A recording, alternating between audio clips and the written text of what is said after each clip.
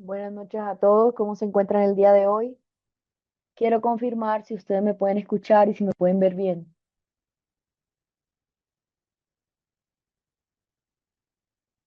Ujú.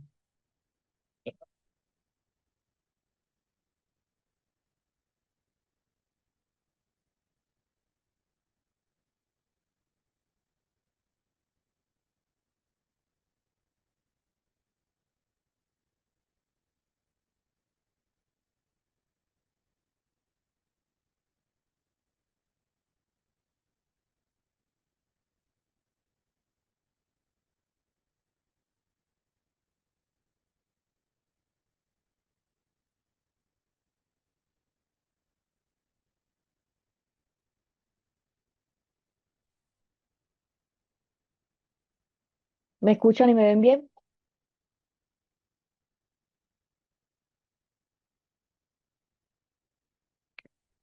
Bueno, vamos a continuar por donde quedamos. Recuerden que nosotros estábamos hablando de los tipos de padres y cómo influía esto en los esquemas maladaptativos tempranos.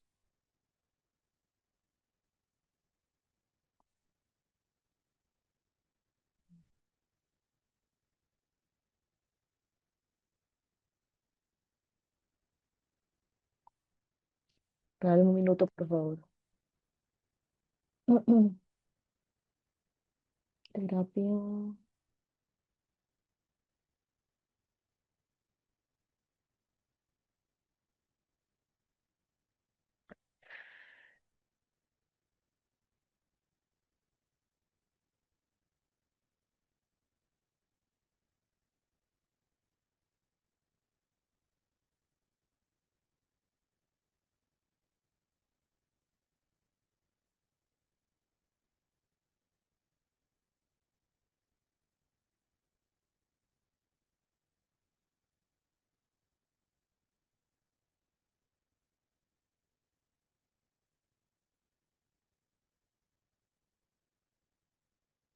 Bueno, recuerden que nosotros estábamos comentando en la clase pasada que dependiendo del tipo de padre, pues dependían los tipos, digamos, de esquemas o creencias maladaptativas, ¿no?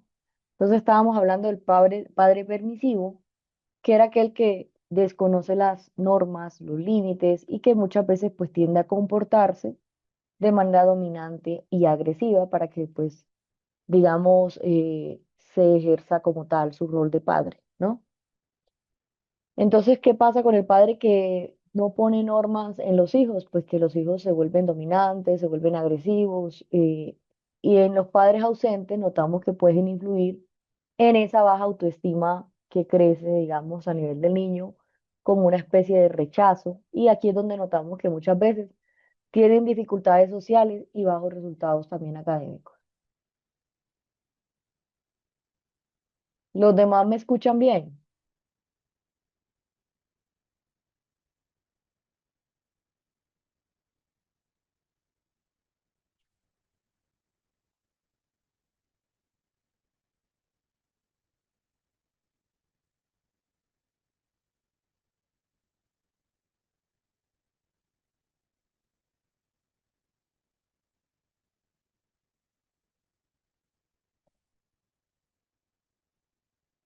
Bueno, perfecto. Si alguien no me escucha bien, trate de subir el volumen o mejorar la señal en la que está.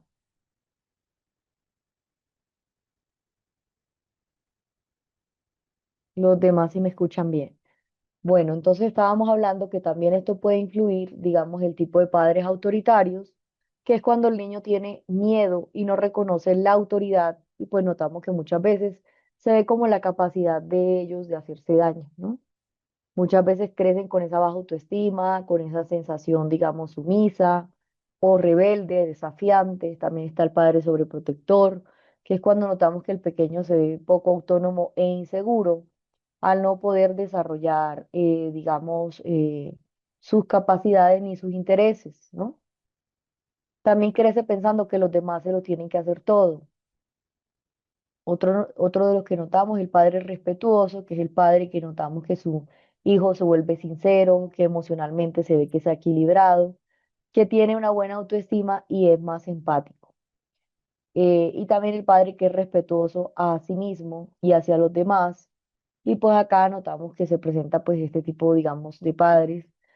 Ahora vamos a hablar en los tipos de padres, pues también están los que son autoritarios, que de alguna manera son los que aplican las normas y ponen límites de acuerdo a al medio de imposición, ¿no? También están el padre cuando nosotros notamos que son permisivos, que son los que permiten que sus hijos pues salgan con la suya.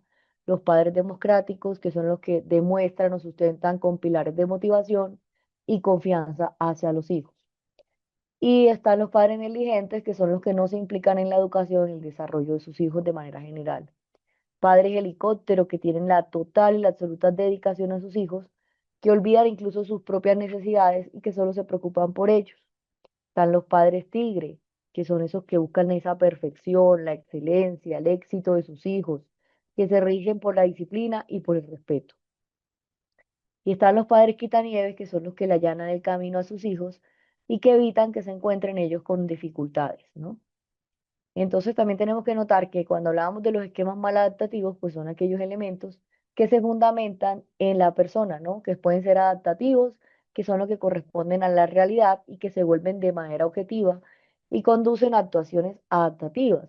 Pero también están esos tipos, digamos, de esquemas maladaptativos, que son aquellos que también pueden no ajustarse a la realidad y llevar a la persona a actuar de manera inadecuada, que interfieren en el afrontamiento de situaciones, que hacen que la persona funcione de manera inadaptativa y también disfuncional. Entonces, los que empezaban hablando, de, digamos, de este tipo de esquemas eran Jeffrey Jones y Albert Ellis. Y luego, pues ya cuando nosotros estábamos hablando, es que muchos de ellos pueden influir en la autonomía, que pueden llegar a causarle a la persona, digamos, como se ocurre con los padres, digamos, ansiosos, ¿no? Que notamos que muchas veces se presentan, digamos, estos padres cuando nosotros notamos que pueden llegar a verse ansiosos, sobreprotectores, que no le dan la importancia como tal a sus hijos, que son padres controladores, ¿no? Y pues también están digamos que esto puede causar también problemas en el menor, como sumisión, como el hecho también de que la persona siente que debe entregar el control total a otra persona, precisamente para evitar cualquier elemento de represalia o de abandono. También está la vulnerabilidad al daño y a la enfermedad, y es ese temor exagerado y a la calamidad. Y aquí es cuando notamos que se muestra natural, criminal, que la persona no es capaz de defenderse o de protegerse. También está la pérdida de autocontrol, que es el temor a perder el control de manera inminente e involuntaria, ¿no? Y aquí, pues obviamente lo que va a ocurrir es que van a haber problemas de conductas, de impulsos, de emociones, ¿no? Frente al cuerpo y a la mente. Otro de los elementos es cuando nosotros hablamos de las relaciones interpersonales y pues aquí influye también el tipo, digamos, de los padres cuando notamos que hace falta la confianza, ¿no? Que hace falta como tal ese amor confiable, cuidadoso. Cuando nosotros notamos, por ejemplo, que puede verse ese amor, digamos, desde la atención, cuidado y respeto. Y están también los padres cumplidores desde la empatía y que muchas veces, pues aquí lo que notamos es ambiente familiar seguro, ¿no? Que obviamente va a haber también el éxito también de las experiencias sociales, ya sea por muerte, por abandono de padres, de rechazo de los pares y la falta también de cualidades, que estos han sido engañados o que han pasado por situaciones como abusos psicológicos, ¿no? Entonces acá pues, podemos notar uno de ellos que se presenta en la deprivación emocional, que es el hecho que la persona pensará o siente que nunca va a tener ese afecto, esa empatía y ese cuidado, y el hecho de no sentirse amado y comprendido, escuchado, valorado, apoyado. También está el abandono o pérdida, que es el temor a la pérdida de las personas que son significativas, ¿no? Y aquí, pues obviamente es cuando nosotros notamos que la persona, por ejemplo, en algún momento, pues siente también esa depresión profunda por esas pérdidas. ¿Qué es lo que ocurre principalmente? Principalmente, pues lo que vamos a notar es que la persona de alguna manera se siente que está pasando por esa situación de pérdida, de temor que por ejemplo cuando tiene como por ejemplo algún tipo de pensamiento, ya sea real o irreal, que cree que va a ser abandonada, pues siente ese temor profundo, ¿no? Y esa tristeza. La defectuosidad y la desconfianza, ese es también lo que hablábamos, que otros, digamos, que van a herirse, a mentir, a engañar o a manipular, ¿no? Y el aislamiento social es ese aislado frente al respeto, diferente, extraño y que no forma parte de los grupos.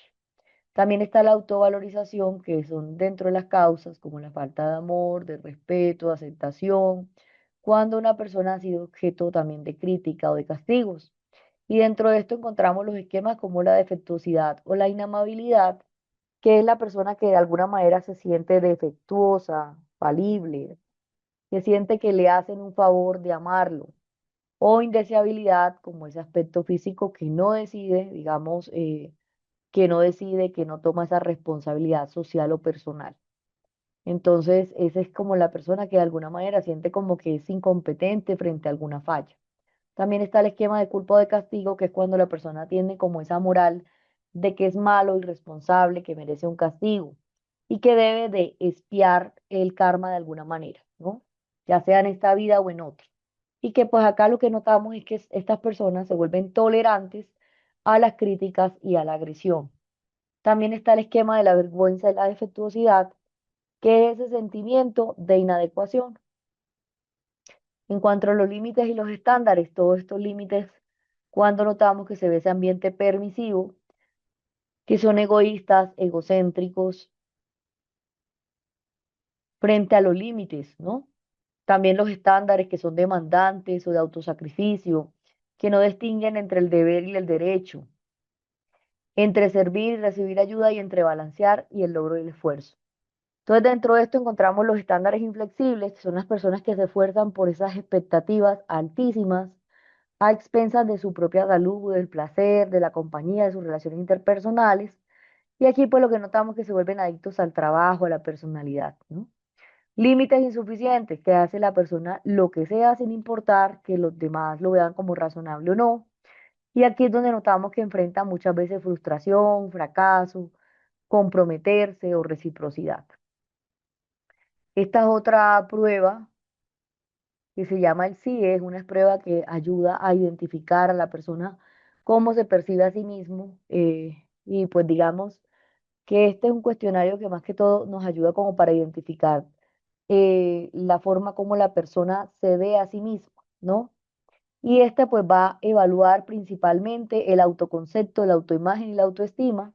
Esta es una prueba que también ha mostrado validez, un autoinforme. Y pues más que todo las preguntas también son tipo Linker de 1 a 5. Recuerden que cuando sale el asterisco, el 5 pasa a ser 1, el 4 pasa a ser 3, el 3 sigue siendo 3, el 2 pasa a ser 4 y el 1 pasa a ser 5. Pienso que estoy muy lejos de la persona ideal que quiero ser, me considero una persona poco madura, casi nunca las cosas me salen tan bien como yo quisiera, me da dificultad reconocer que tengo dificultades, soy demasiado exigente consigo mismo, soy una persona feliz, me siento inconforme con casi todo lo que hago y me comprometo en los errores.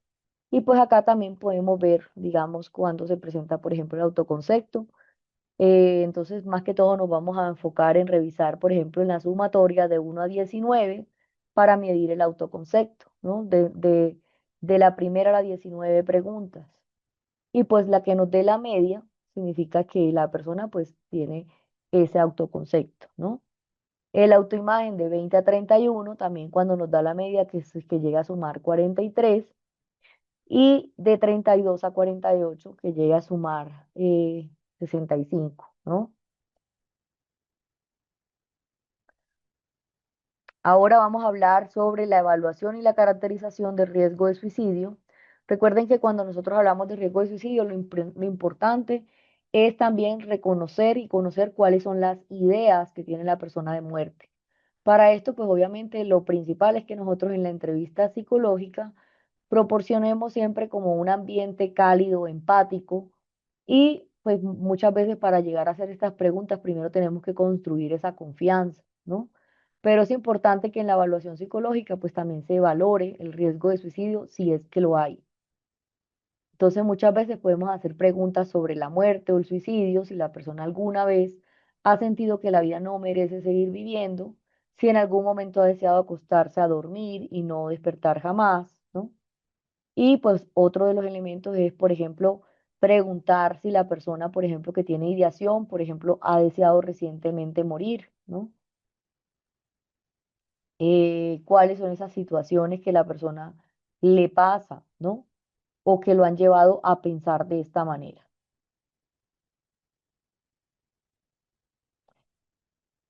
Y cuando yo les refiero que es importante que nosotros primero conozcamos digamos, a la persona, que establezcamos un clima de confianza, es porque para nosotros poder llegar a estas preguntas debemos de buscar gradualmente ese tipo, digamos, de confianza para poder así conllevar a este tipo de preguntas, ¿no?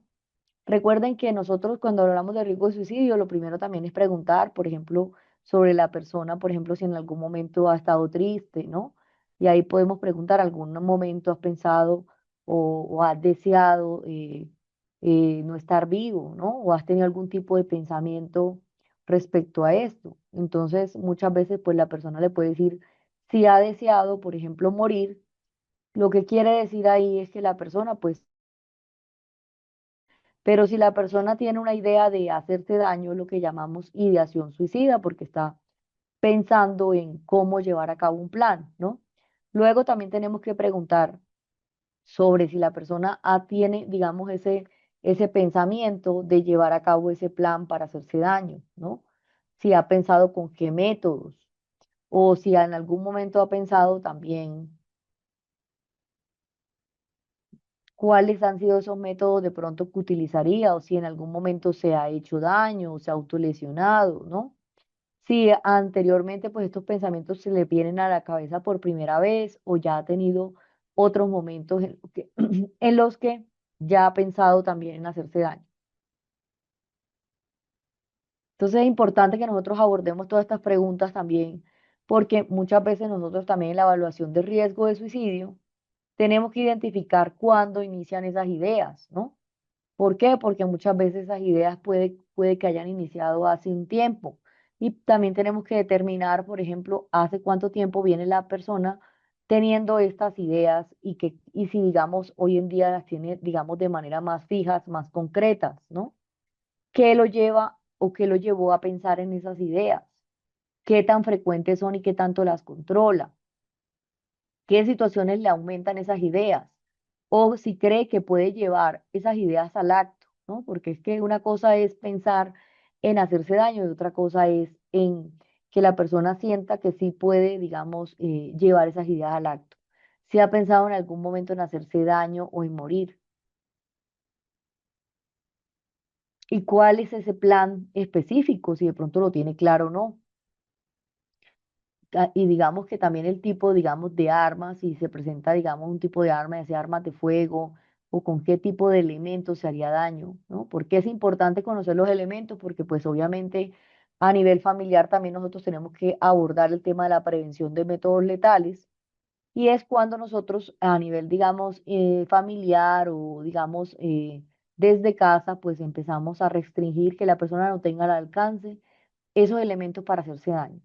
Si ha hecho algún tipo de preparativo para morir, como por ejemplo muchas veces la persona hace notas, testamentos, arreglos financieros, ¿no? Y aquí pues ya notamos que puede haber un riesgo mayor porque pues ya está lo que estamos notando es que hay una desesperanza y una idea, digamos, fija en cuanto a hacerse daño, ¿no? Otro de los elementos que también se debe preguntar es si la persona ha hablado con alguien desde sus planes, cómo ve el futuro, cómo lo ve, por ejemplo, en 6 meses. También, qué cosas o qué situaciones o qué personas le hacen sentir esperanza sobre ese futuro. Qué cosas o qué situaciones o qué personas lo hacen querer seguir viviendo. Y si volvieran esas ideas, si la persona cree que volvería a hacerse daño, ¿no? Estas preguntas son importantes que las abordemos. También es importante que nosotros tengamos en cuenta si la persona que tiene una conducta de suicidio en el pasado, es importante que indaguemos también qué podría decir sobre lo que sucedió, cuáles fueron esos elementos desencadenantes, esas circunstancias, esos métodos, propósitos, esas lesiones.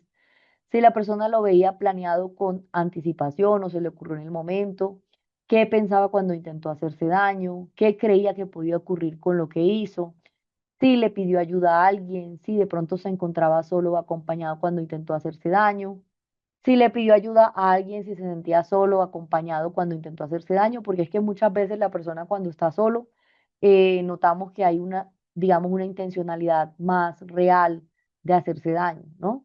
Pero de pronto si está acompañado o si lo intenta de pronto sabiendo que dentro de la casa o donde está, pues hay otras personas que pueden de alguna manera socorrerlo, pues digamos que el método no es tan letal, por así decirlo, ¿no? No hay una intención tan clara. Puede haber una intención también desde el arrepentimiento. Si la persona había pensado que sería descubierto o encontrado por casualidad, también es importante abordar, por ejemplo, qué tipo de pensamientos tuvo la persona o cómo se sintió cuando la persona, pues, cómo se sintió con lo que hizo, si se sintió aliviado o desdichado por estar vivo. Porque muchas veces cuando la persona se siente aliviado es porque de alguna manera se arrepiente, pero cuando se siente desdichado es porque notamos que se vuelve esa idea aún más clara, más fija, ¿no?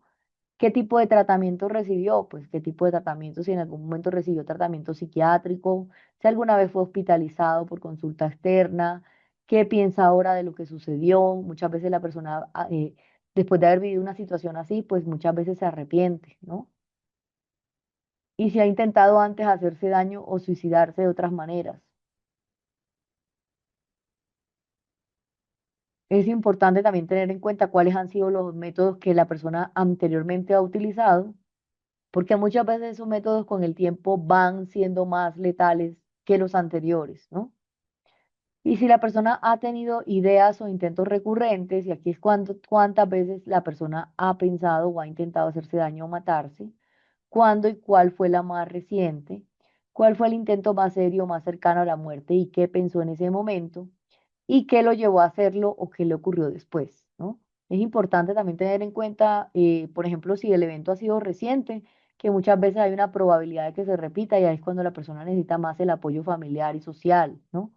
También es importante tener en cuenta la impulsividad que tiene la persona para hacerse daño, si era premeditado, fue desde el impulso. También las ideas, por ejemplo, de desesperanza hacia su vida, hacia su futuro, y también es importante que nos demos cuenta si la persona cuenta o no con un apoyo familiar adecuado, porque es que muchas veces cuando la persona pues no cuenta con ese apoyo familiar, social, interpersonal, el amigo cercano, el primo, pues también hay un riesgo aún más alto, ¿no? Porque de alguna manera pues se ha aislado, digamos, de las personas. ¿Y qué lo llevó a hacerlo y qué le ocurrió después? Muchas veces también la persona puede definir que pues realmente la razón o la causa pues tiene que ver precisamente con un evento desencadenante significativo, como puede ser una discusión familiar, ¿no? También es importante que nosotros indaguemos un poco si la persona ha pensado en hacerle eso que piensa a alguien más. Y esto es de utilidad que preguntemos, por ejemplo, si la persona se siente responsable de lo que le pasa, ¿no? Si siente que alguien es responsable, por ejemplo, no, mi pareja es responsable de que yo me sienta así, ¿no? O si hay otras personas que quisiera ver morir también, ¿y quiénes serían? ¿Y qué piensa de las personas que no podrían continuar la vida sin usted? Muchas veces la persona acá refiere que son sus hijos, ¿no? Y que pues a veces notamos que esa ideación suicida pues también puede conllevar a que haya también una situación en que los hijos también estén pasando un tipo de riesgo, ¿no? Y es importante que nosotros abordemos esto de manera primordial. Otro de los elementos que también tenemos que tener en cuenta es la relación y desde el apoyo familiar, ¿no? ¿Qué tanto es ese apoyo familiar? Si es ausente o es un apoyo familiar adecuado, ¿no? O un apoyo familiar que pues puede, digamos, abordarse desde la parte terapéutica. En cuanto a la evaluación, digamos, de riesgo de suicidio, también nosotros muchas veces nos podemos apoyar de otras pruebas psicológicas, como es el caso de la depresión de Beck, que también nos puede apoyar para entender si de pronto estas ideas de muerte tienen alguna razón como de base o un trastorno de base que es el que fundamenta o el que puede llegar a aumentar estas ideas, ¿no? Por ejemplo, la depresión mayor, ¿no? También podemos aplicar la de ansiedad, que muchas veces también las preocupaciones pueden conllevar a que la persona se sienta que no tiene solución, que su vida no tiene solución, que nada por más que lo intente, pues no tiene solución, si actualmente ha tenido algún tipo de fracaso académico, ¿no? Académico, laboral, financiero, si está pasando por una ruptura, por algún tipo de duelo, ¿no? Algún tipo de situaciones que puedan llevar o conllevar a motivar a esta idea, ¿no? Entonces recuerden que cuando nosotros estamos abordando también el riesgo de suicidio, también tendremos que averiguar, digamos, una parte importante y es cuáles son los factores protectores con los que la persona cuenta, ¿no? Muchas veces si cuenta con una familia adecuada, si cuenta, por ejemplo, con unas metas, ¿no? Por ejemplo, la persona puede tener pensamientos de muerte, pero muchas veces también tiene metas, por ejemplo, no, a mí me gustaría emprender un negocio, ¿no? ¿Qué tipo de metas? Porque aquí también estaríamos mirando la desesperanza. Y otro de los elementos es también tener en cuenta dentro de los factores protectores la capacidad que tiene una persona a sobreponerse a una situación que de pronto le genera frustración, que muchas veces está como digamos, ese autorrefuerzo de alguna manera, porque la persona de alguna manera pues se sienta que quiere, digamos, mejorar, ¿no? O que tiene metas que de pronto lo impulsan a mejorar. Otro de los elementos es las relaciones también sociales, interpersonales, de pareja que cuenta la persona, laborales, ¿no? Muchas veces estos también son factores protectores. Y factores de riesgo, pues también nosotros identificar cuáles son los factores o los posibles factores de riesgo, por ejemplo, si en la familia hay alguien que también haya pasado por una situación de suicidio o de depresión, si de pronto en la familia también no hay un apoyo adecuado, si de pronto en la familia vemos que es un hogar en el cual hay muchos conflictos, ¿no?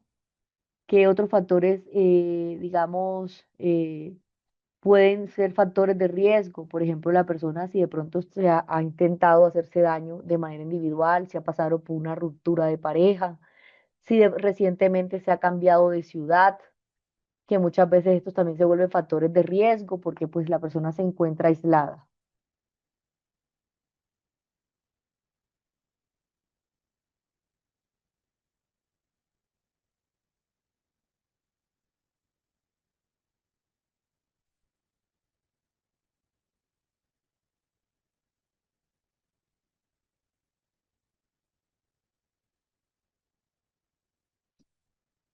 Otra parte también importante dentro de las relaciones, también es importante que identifiquemos si la persona recientemente está pasando por una enfermedad física, ¿no?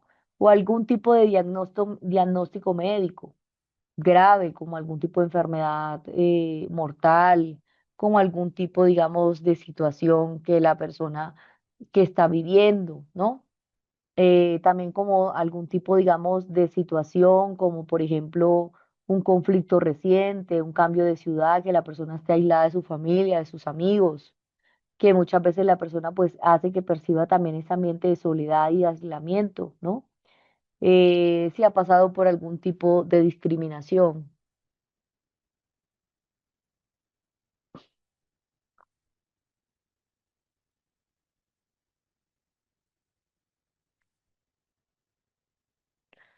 En cuanto al riesgo de suicidio, también nosotros podemos apoyarnos después de la evaluación psicológica, también en revisar físicamente cómo vemos a la persona, cómo vemos ese estado emocional, si lo hemos alterado o no, cómo vemos o cómo ve la persona la dimensión de su problema. Muchas veces la persona refiere que es un problema muy grave, ¿no?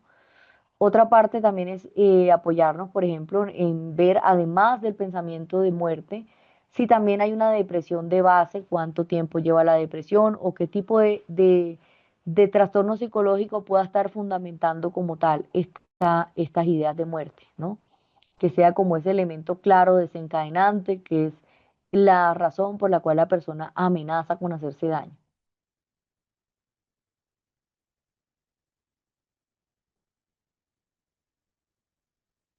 A nivel de los factores protectores y los factores de riesgo, pues ya los abordamos. También hay riesgos biológicos que puede tener la persona, como por ejemplo, si la persona, por ejemplo, en algún momento tiene algún problema a nivel interno de sus emociones, ¿no? Habría que entender cuál es la etiología, cuál es el origen de esa parte neurobiológica, genética, que pueda estar provocando estas ideas de muerte o de tristeza. También nosotros tenemos que abordar cuáles son las situaciones estresantes que enfrenta la persona en su vida diaria, ¿no? Las preocupaciones que tiene. y que muchas veces pues también identificar pues cuáles son las razones que tiene esta persona para morir y que muchas veces la persona trata, digamos, de manifestar cuáles son sus razones para morir y cuáles son sus razones para vivir, ¿no? La idea con esto es que nosotros tratemos de ponerle más fuerza a las razones para vivir y empezar también a, por medio del diálogo socrático o de terapias enfocadas, digamos, en estas ideas, pues abordar puntualmente estas ideas con el fin de evitar que la persona pues dude por lo menos de esa idea de muerte, ¿no? Que muchas veces pues por lo que vienen estas ideas es precisamente por las dudas.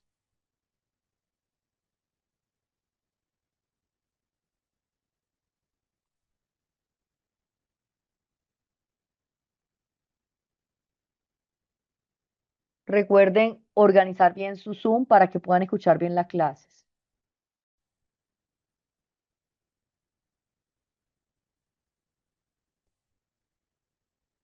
Hasta el momento tenemos algún tipo de pregunta, alguna duda, o todo está claro.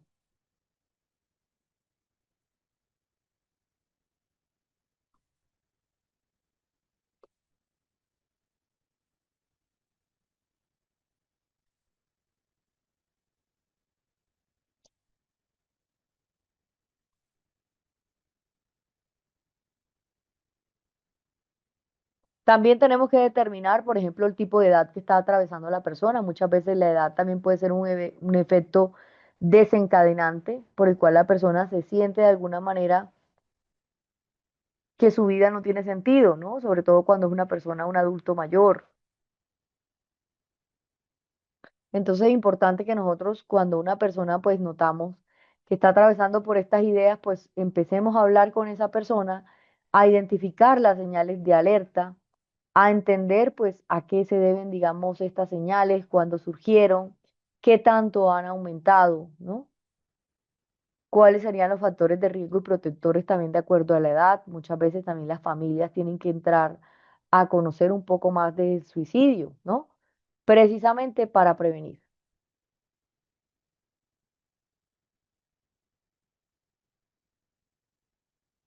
Bueno, y respondiendo a la pregunta que me están haciendo, ¿qué hacer cuando una persona no manifiesta síntomas o no refiere tener síntomas? Tenemos que tener en cuenta que en muchos casos puede suceder que la persona pues no lo diga, ¿no? Y muchas veces nosotros a manera de prevención debemos de tratar que la persona pues de alguna manera tenga la forma o tengamos la forma de hablar con esa persona, precisamente si hemos notado algún tipo de cambio en su estado de ánimo, en sus hábitos alimenticios, de pronto empezó a dejar de perder el interés por las cosas que le gustaba hacer, que de pronto notamos que la persona hay un consumo de alcohol o de sustancias, eh, digamos, de manera irregular en su vida, ¿no? Cualquier cambio, digamos, que notemos en la vida de la persona que sea irregular y que de alguna manera, pues, por ejemplo, en el sueño, en la alimentación, en la pérdida de placer por las cosas que le gustaba hacer. Muchas veces en los adolescentes o en los jóvenes también podemos notarlo en las notas académicas o en los ausentismos escolares, ¿no? Todo este tipo, digamos, de situaciones también nos pueden indicar que puede haber un riesgo de suicidio, que nosotros también podemos encontrar la manera de decirle a la persona que estamos ahí para escucharlos, ¿no? A veces normalizar el hablar de suicidio, de muerte, es un elemento de la prevención.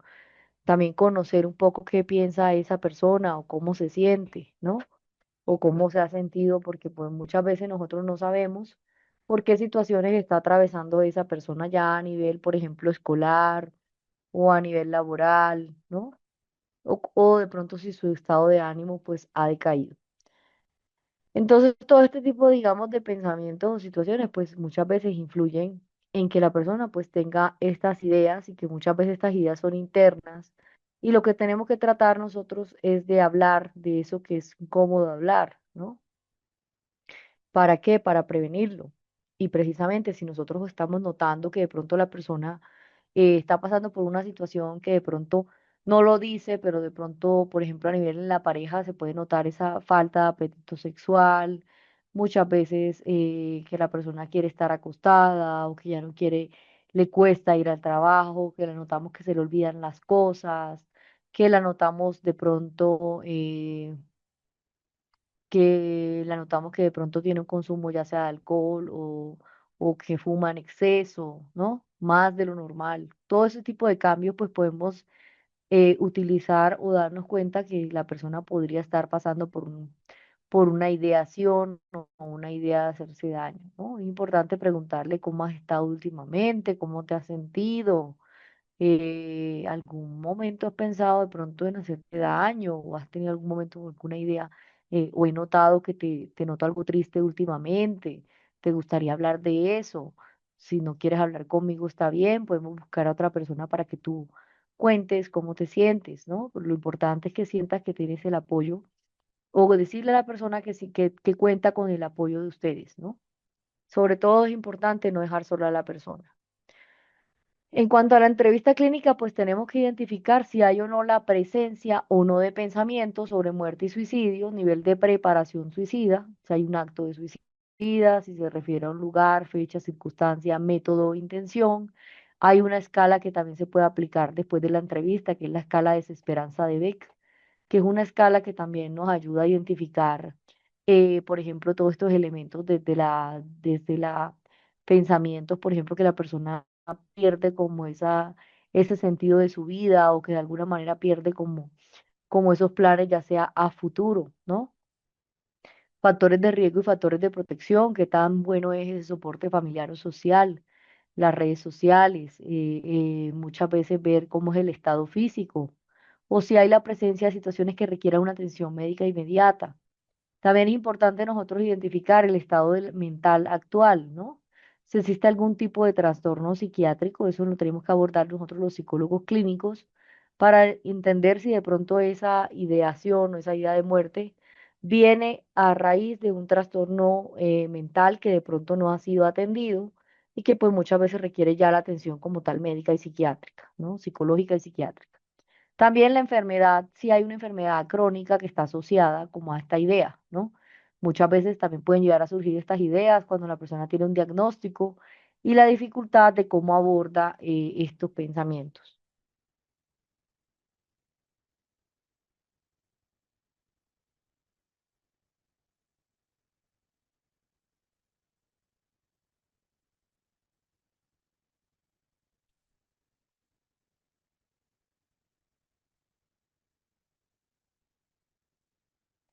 También tenemos algunos ejemplos que nos pueden ayudar y cuáles son los aspectos de la vida hacen que la persona sienta que no vale la pena vivir. Muchas veces la persona ya refiere aspectos puntuales, ¿no? Qué aspectos de tu vida sí hacen que valga la pena vivir, si alguna vez ha deseado quitarse la vida, si alguna vez la persona, por ejemplo, ha pensado en causarse daño, ¿no? O cómo lo haría y qué haría. Esto también nos ayudaría a entender si como tal hay un plan estructurado o no. Recuerden que también el tipo de riesgo y el tipo de atención depende del tipo de planeación que tiene la persona, el tipo por ejemplo, de los métodos con los que se haría daño, también identificar qué tan letales pueden ser. Muchas veces también es importante también conocer de pronto si la persona, por ejemplo, ha pensado de pronto cuándo hacerlo, ¿no? Ya aquí nos estaría dando una fecha, un pensamiento, una idea de hacerse daño y un elemento que sería con qué hacerlo, ¿no? Eh, en cuanto a, en cuanto a este es el tema de los métodos letales, pues también nosotros hay varias evaluaciones de riesgo de suicidio, la escala de riesgo de suicidio también nos puede ayudar, la escala de la depresión, la escala de la desesperanza de Beck, está también la escala de depresión, estado rasgo de Hamilton, eh, y digamos que hay varias, digamos, pruebas que también nos pueden ayudar como a abordar estos elementos de la evaluación psicológica. Pero lo más importante es que en la entrevista siempre exploremos cuáles son los niveles de ideación. Recuerden que cuando solamente es la idea, pero la persona pues no tiene como tal un plan estructurado, pues muchas veces puede ser un riesgo bajo, ¿no? Que pues obviamente no va a requerir que la persona sea hospitalizada. Cuando nosotros necesitamos entender que la persona, pues, si tiene un riesgo alto, cuando la persona se ha hecho de pronto algún tipo de lesión grave que requiera el apoyo médico y quirúrgico para mejorar de pronto frente a ese riesgo su condición física, ¿no? De salud. Entonces aquí ya notaríamos que podría haber un riesgo medio o alto, ¿no? También cuando la persona no se comunica, cuando la persona de alguna manera no quiere hablar, cuando la persona no quiere salir de su casa, cuando la persona también notamos que pueda estar pasando por una situación, por ejemplo, o una intoxicación también grave, ¿no? Una letargia extrema, por haberte ingerido algún medicamento, ¿no?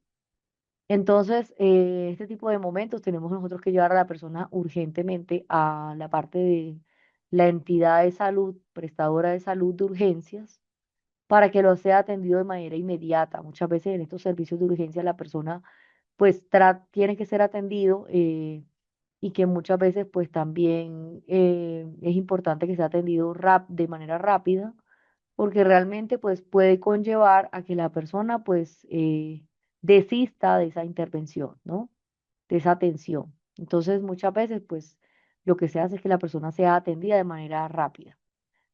Otro de los elementos que también tenemos que tener en cuenta es los de pronto la persona, cómo podemos notar que haya cambios, por ejemplo, ya sea en sus redes sociales, si ponen, por ejemplo, algún mensaje en el cual refiere algo de su vida o de su motivación, cuando nosotros estamos observando, por ejemplo, que la persona en algún momento presenta algún tipo de ideas, ¿no? En la cual elimina, por ejemplo, elimina las cuentas de redes sociales, elimina la foto, o pone mensajes como, por ejemplo, dando a entender que su salud mental no está bien, ¿no? Que se siente solo, o este tipo de mensajes, pues también son señales de alerta, ¿no? Es importante que también nosotros tengamos en cuenta que cuando la persona ingresa a urgencias, pues también tenemos que tratar que la persona pues no lleve consigo algún objeto con el cual se pueda hacer daño, que aquí es importante siempre llevar la urgencia. Nosotros no somos médicos, no, a veces necesita el apoyo del personal médico, de enfermeros, ¿no? Para poder atenderlo adecuadamente y que muchas veces pues de ellos evaluarán el riesgo de suicidio que tiene la persona y si es un riesgo, por ejemplo, alto o medio, muchas veces requiere la hospitalización y pues ya cuando la persona pues baje ese riesgo alto a riesgo medio o bajo, pues muchas veces se puede ya dar la atención ambulatoria, ¿no? Cuando cambia el riesgo, cuando la persona también refiere que quiere su intervención, cuando pide una cita médica psiquiátrica o cuando pide una cita también psicológica, cuando la persona se compromete con un tratamiento, ¿no? Entonces, recuerden que pues nosotros también tenemos que abordar muchos elementos antes digamos, de identificar, por ejemplo, si nosotros notamos que una persona que llega a consulta nos refiere, por ejemplo, que tiene ideación o algún pensamiento de muerte, pues acá lo importante es que nosotros también tenga ese personal para que sea atendido, ¿no? Ese personal y ese tratamiento adecuado, que muchas veces eso requiere de seguimientos, muchas veces también requiere ese apoyo psicosocial, por ejemplo, se apoya, por ejemplo, con las alcaldías, con grupos de apoyo, ¿no? Con grupos, por ejemplo, para hacer actividades deportivas, también con la parte terapéutica. Entonces, pues digamos que ya entra en una red de apoyo, ¿no? Y también una medicación psiquiátrica. Si nosotros tenemos algún paciente que llega con una ideación de hacerse daño o que se ha hecho daño, pues importante que nosotros remitamos inmediatamente a psiquiatría para nosotros también curarnos en salud y no podemos atenderlo hasta que se refiera que puede tener esa atención psicológica de forma ambulatoria porque el nivel de riesgo pues no es ni moderado ni alto. En cuanto a nosotros explorar los niveles de ideación suicida, pues también tenemos que tener en cuenta unos elementos, y es si la persona ha pensado en que la vida no vale la pena. Y es importante pues identificar cuál es la condición psicopatológica, somática, psicosocial que corresponde de la atención primaria de salud y el especialista según la patología y la severidad de lo que pueda estar pasando, ¿no? También si ha deseado estar muerta, es importante consultar cuáles son las razones que tiene esa persona para vivir de forma indirecta, ¿no? Empezar a rechequear cuál es ese deseo que tiene para morir. Si hay razones para vivir, abordarlas, ¿no? y evaluar también para proceder con el siguiente nivel y muchas veces también las razones para vivir hay que reafirmarlas y complementarlas, ¿no?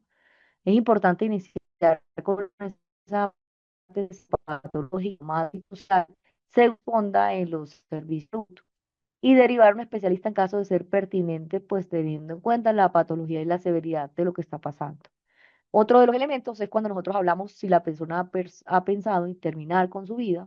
Importante que hablemos con un familiar para determinar si se ha advertido sobre conductas o pensamientos que sugieren ideas suicidas, ¿no? Si no las hay, es importante consultar las razones para vivir, los factores protectores, abordarlos, efectuar la psicoeducación de un paciente, de un familiar y sobre qué hacer si la idea se profundiza, también establecer ese plan de seguridad y derivar la dupla psicosocial sobre la intervención y sobre el seguimiento, que esta dupla psicosocial es la que hace ese seguimiento, ya sea semanal, a veces presencial, muchas veces también se remite a situaciones con las alcaldías, ¿no? Y también se inicia esa condición psicopatológica, somática o psicosocial, según corresponda, y se deriva a un especialista si es pertinente. Otro de los elementos es si la persona ha pensado en suicidarse, también es importante ya hablar con la familia, determinar si se le ha advertido de las conductas, de pensamientos sobre intentar suicidarse. Si no lo hay, pues es importante que también nosotros realicemos una intervención a las familias para ayudar emocionalmente a intentar revertir la idea, lograr un compromiso de consultar en caso de pensamientos, de intentos de suicidio, abordar las razones para vivir, los factores protectores. Muchas veces hacen plan de seguridad y restricción de métodos letales. Plan de seguridad es donde la persona pues refiere, por ejemplo, a quién va a recurrir en caso de algo urgente, ¿no?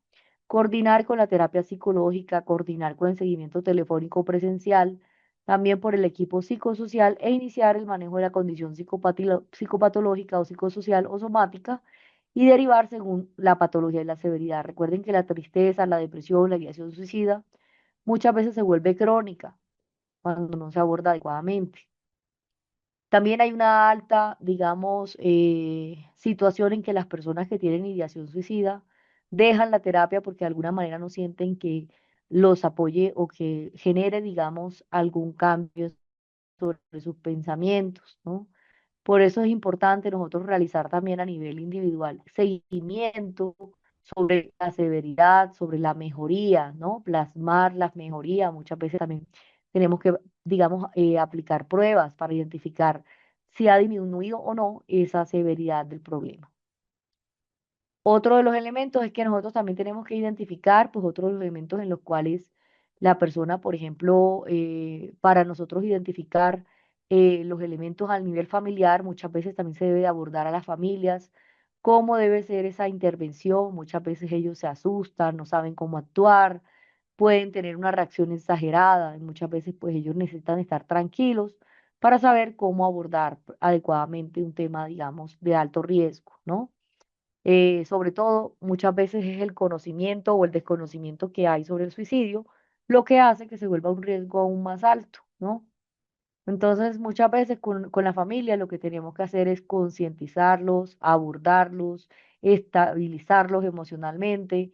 Es importante que le hablemos claro sobre los riesgos, sobre la forma de cómo deben de proceder. Es importante que ellos no sobrecarguen a la persona que tiene ideación de muerte, porque eso muchas veces puede ser contraproducente, ¿no? Puede sentirse la persona observada, puede sentirse vigilada, puede querer escapar, ¿no? Y esto pues tampoco va a ayudar a brindarle un ambiente tranquilo, ¿no? Pero es importante que la familia sí conozca cuáles son las señales de alerta, cuando nosotros debemos de actuar, cuando nosotros también en casa tenemos que prevenir métodos letales. Hoy en día se ha identificado que la restricción de métodos letales como son los plaguicidas o armas con las que la persona se puede hacer daño son bastante efectivos a la hora de evitar que la persona tenga al alcance algún método con el cual se pueda hacer daño.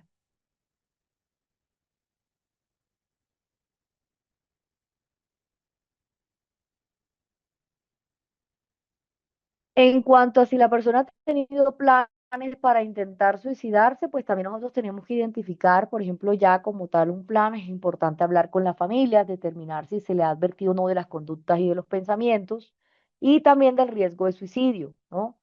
que es importante que tengamos en cuenta si existe o no, cuál es la de intervención inicial para ayudar emocionalmente a intentar a revertir una idea, a lograr un compromiso de consultar en caso de pensamientos, de intentos de suicidio. Es importante que si usted no es psicólogo, no es terapeuta, si usted es un familiar, pues entonces simplemente su labor es identificar si hay una idea de suicidio y buscar ayuda, ¿no? Ayudarle a la persona a que busque ayuda, ¿no? Llevarla a urgencias. Usted, si usted es psicólogo, también tiene que saber que tiene que llevar a la persona a urgencias, ¿no? Si es un menor de edad, también tiene que llevar a la persona a urgencia, porque pues el hecho de ser menor de edad, pues obviamente va a haber un riesgo aún más alto. Entonces también tenemos que intentar que cuando la persona ya tiene planes, pues también tenemos que mirar qué tipos de riesgos hay, cómo se puede ayudar emocionalmente a la persona para ayudar a revertir esa idea, para que tenga un compromiso de consultar cuando haya pensamientos o intentos de suicidio, abordar las razones para vivir, los factores protectores, establecer un plan de seguridad y restricción de los métodos letales, coordinar con el inicio de la terapia psicológica semanal y también coordinar con ese seguimiento telefónico presencial y semanal. Es importante iniciar con el manejo de esa condición psicopatológica o social o somática y también derivar al especialista si corresponde, ¿no? Siempre tenemos que nosotros remitir a un psiquiatra para que haga la valoración de riesgo de suicidio o remitir a la persona a urgencias, ¿no? Eso es lo que se tiene que hacer. En cuanto a realizar la intervención, también nosotros tenemos que identificar si podemos intentar revertir la idea o no. Y pues obviamente la idea es que tenemos que proceder a los niveles de acuerdo a lo que hay, siempre tener una supervisión y medidas anti intento de suicidio, evaluación psiquiátrica, por el misma parte, digamos, de la unidad de emergencias, ¿no? Si la persona no se le puede contar o no cuenta con una red de apoyo, aquí va para urgencias, ¿no? También cuando haya preguntas sobre el nivel de mayor severidad, muchas veces nosotros pues tenemos que también identificar cuando hay riesgo y pues mirar cómo se puede, digamos, abordar adecuadamente ese caso. Por ejemplo, si nosotros notamos que tenemos un paciente que tiene ideación suicida, que por más que hacemos las intervenciones no vemos que haya mejoría, es importante que remitamos a otro profesional, ¿no? Que la persona no pierda el impulso de esa intervención. ¿Por qué? Porque realmente lo que está poniendo en riesgo la vida de esa persona, ¿no? Y que de pronto, pues con esa persona no ha desarrollado como tal la empatía o no ha desarrollado como tal ese vínculo terapéutico adecuado y pues la persona se ha quedado como estancada ahí en la terapia, ¿no? Entonces es importante que nosotros también notemos cuando nosotros vemos que haya casos que no avanzan, que por más que hacemos seguimiento no hay mejoría, pues en este tipo de casos lo más importante es que se trate, digamos, de abordar por medio de otro profesional, ¿no? Si nosotros nunca hemos tenido experiencia en riesgos o en situaciones de riesgo de suicidio, es importante que también la persona que sea, va a ser atendida tiene que ser atendida por medio de un especialista o una persona que haya tenido experiencia en casos de suicidio. ¿Por qué? Porque realmente, pues, el tema, digamos, de las competencias es algo muy delicado. Bueno, vamos a tomarnos un receso y volvemos a las 7:50. ¿Listo?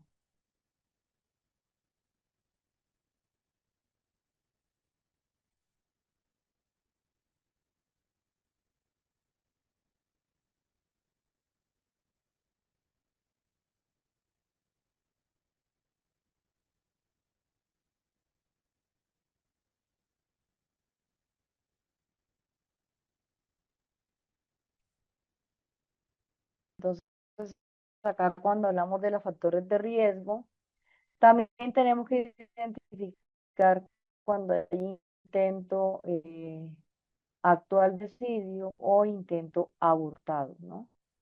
Y cómo debemos nosotros de abordarlo precisamente. Aquí tenemos que tener en cuenta si se presenta esto en un ambiente adecuado.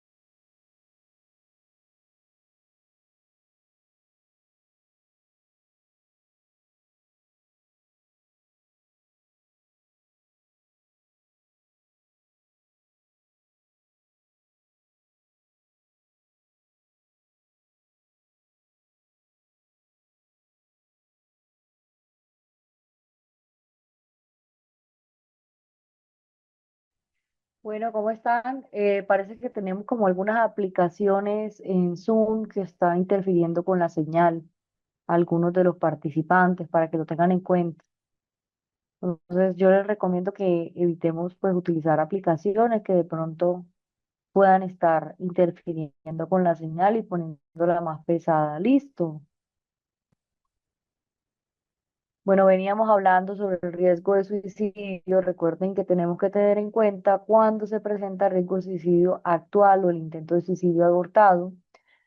Hay que tener en cuenta las consecuencias médico-quirúrgicas y son cuáles son las consecuencias médicas, quirúrgicas de riesgo vital, que esas consecuencias que requieren a veces reanimación cardiovascular, shock, compromiso de conciencia, trauma grave, intoxicación o otra que refiere a ese estado de estabilización inicial.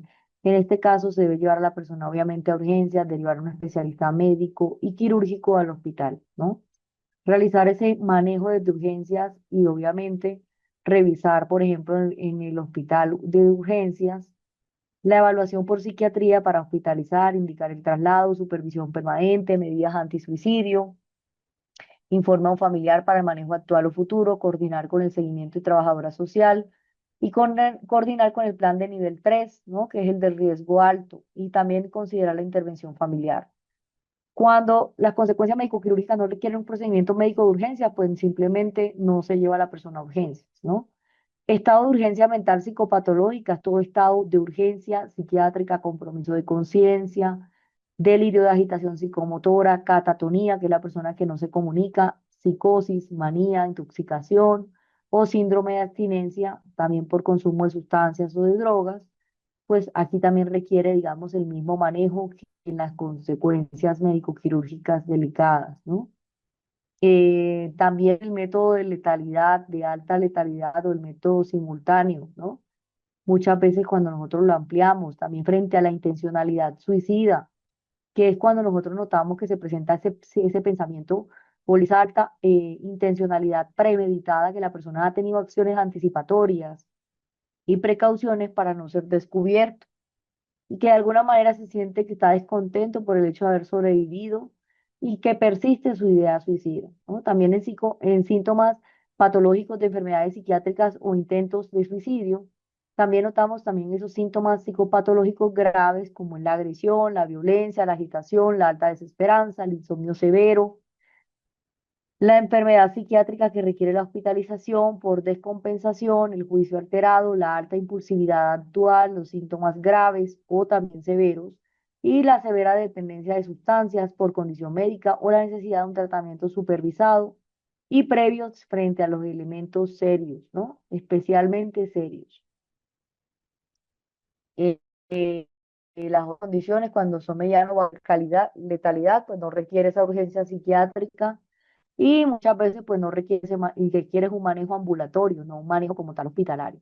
También requiere un manejo hospitalario cuando hay un evento o situación precipitante, que nos referimos cuando notamos que una persona pues tiene esos elementos que tan intervenibles son en urgencias o si no modifica esa visión frente a un evento o situación en el estresante. Cuando la persona tiene una red de apoyo inexistente o deficiente, o cuando tiene antecedentes sociodemográficos adversos por red de apoyo deficiente, aquí también requiere esta medida hospitalaria, ¿no? Otro de los elementos es el exceso de los métodos letales, y es obviamente cuando la persona tiene acceso o puede llegar a averiguar la tenencia en la presencia en el hogar, en el trabajo, y pues es importante que tomemos las medidas para restringir estos métodos.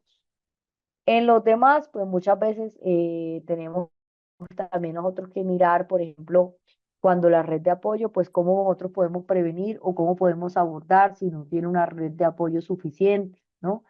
Si la persona cambia favorablemente su visión frente a un evento o situación estresante, pues también requiere un tratamiento ambulatorio.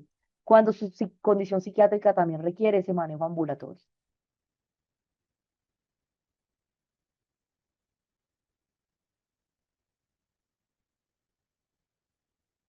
¿Tenemos hasta el momento alguna pregunta o alguna duda?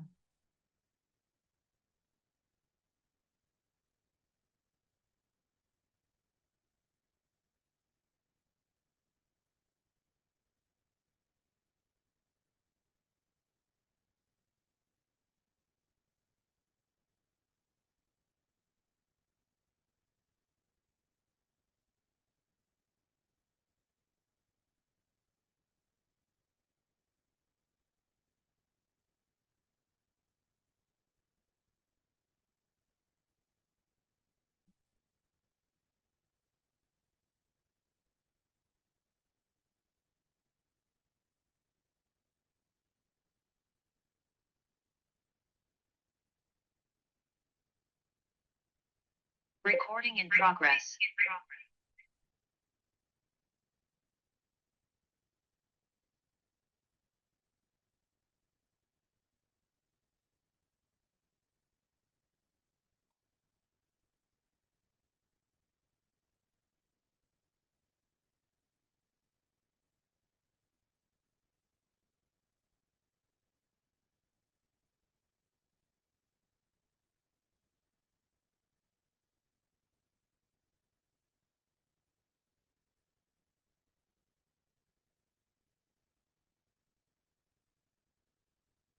Bueno, yo estoy revisando las diapositivas y yo las veo perfectamente.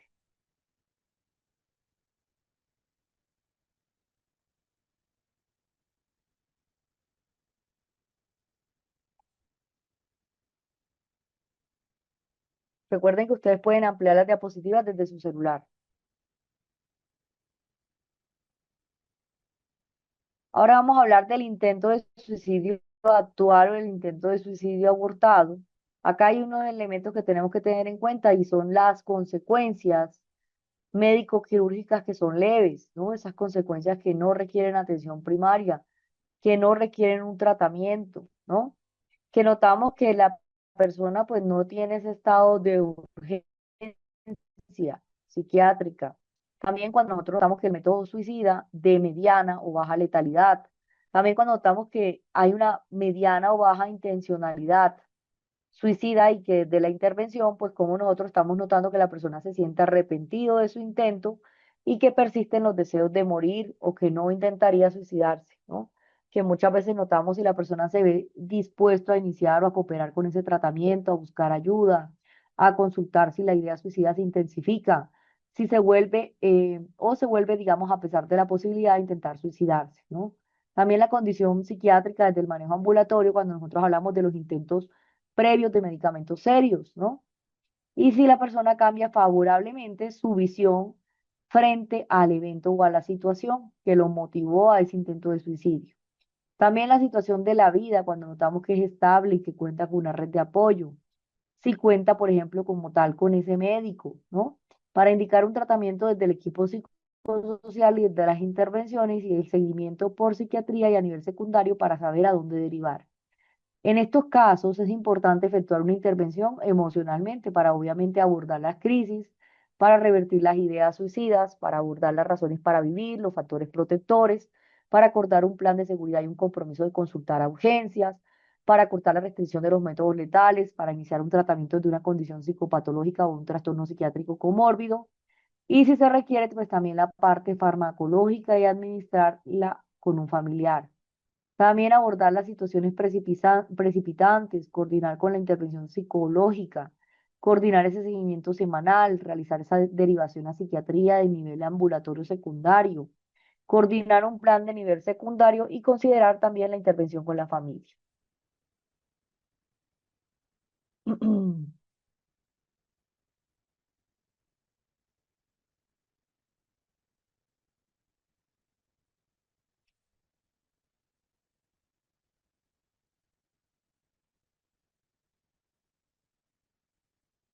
Ahora vamos a hablar sobre las dimensiones desde la ideación suicida. Este también es un elemento importante que tenemos que tener en cuenta cuando nosotros hablamos de las dimensiones. Tenemos que tener en cuenta cuándo se surgen la frecuencia de esta idea suicida, ¿no? ¿Qué tan frecuente es la idea, tan continua? ¿Qué tan frecuente, ¿no?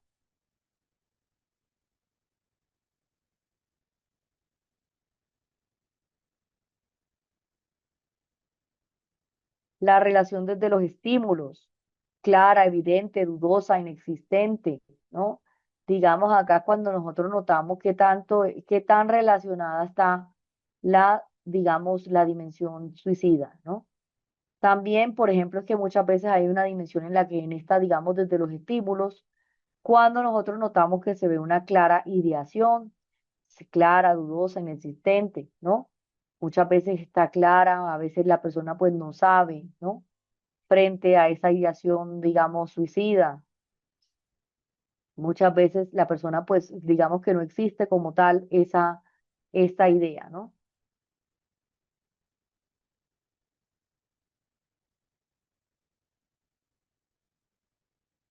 Otra de los elementos es cuando nosotros hablamos de la relación con los estímulos.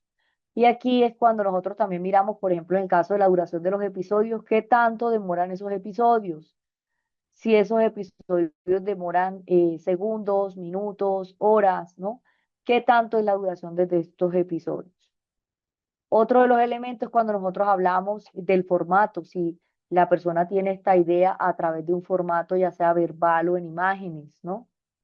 Y aquí pues tenemos que tener en cuenta cuando nosotros, porque hay personas que pueden llegarle la ideación suicida con un formato como es imágenes o a personas que le llegan como tal en ese formato verbal, ¿no?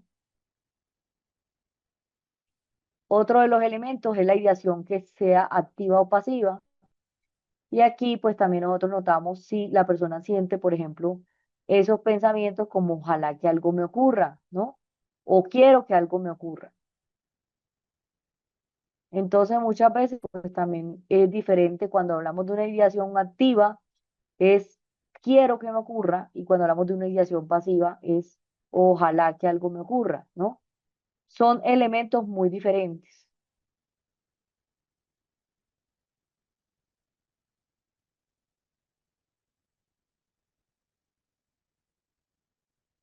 También cuando nosotros hablamos desde el afecto concomitante, y es cuál es el afecto ya si se presenta ya, cuál es la razón, digamos, de ese afecto concomitante. Muchas veces la persona también refiere, por ejemplo, estos elementos, es decir, cuál es ese efecto que produce después de, hay personas que les produce, por ejemplo, miedo, hay personas que les produce angustia, dolor, alegría, hay personas que les produce alivio, rabia, vergüenza, culpa. Y eso pues depende, digamos, ese efecto que le produzca en cada uno. Nivel de concreción es el nivel que tiene una persona para concretar una idea. Muchas veces la persona tiene un nivel de concreción vago, cuando no tiene claro. Hay personas que presentan angustia, hay personas que presentan esa idea de manera abstracta y hay personas que la tienen de manera concreta, ¿no? Y dependiendo de ese nivel, pues también es la dificultad, digamos, de la ideación y el tipo de letalidad que puedan tener.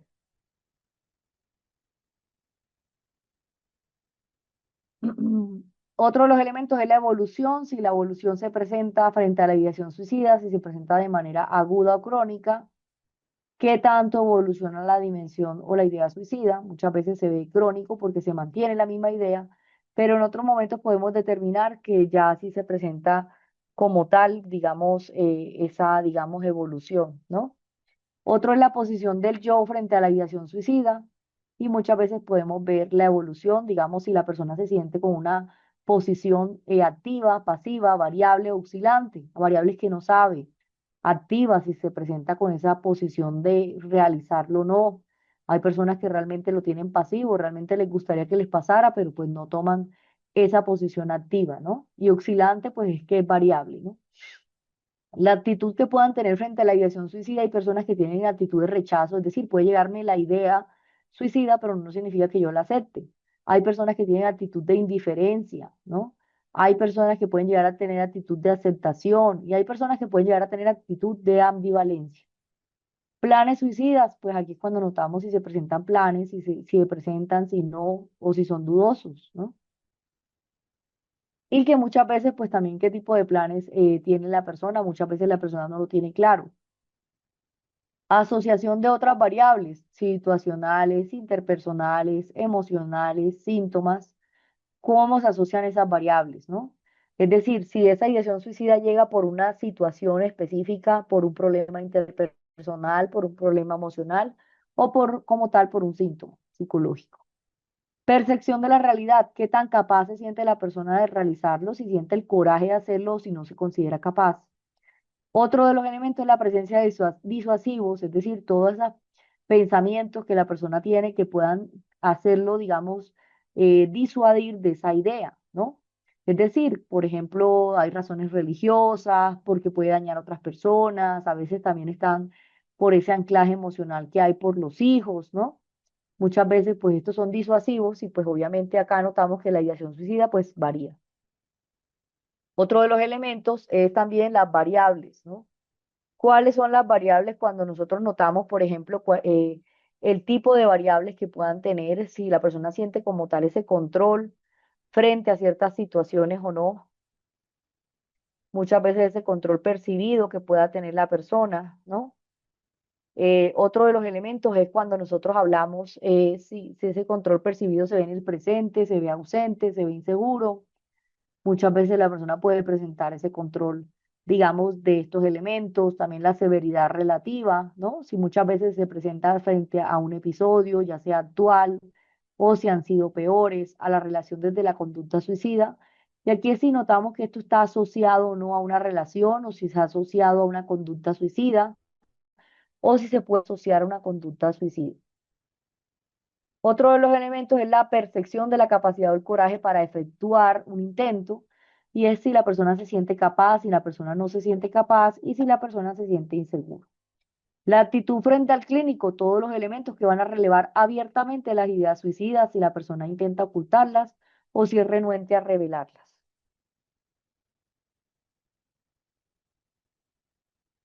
Cuando hablo del formato es que a veces la persona le puede llegar como tal la idea suicida a nivel de un pensamiento o a nivel de una imagen, ¿no?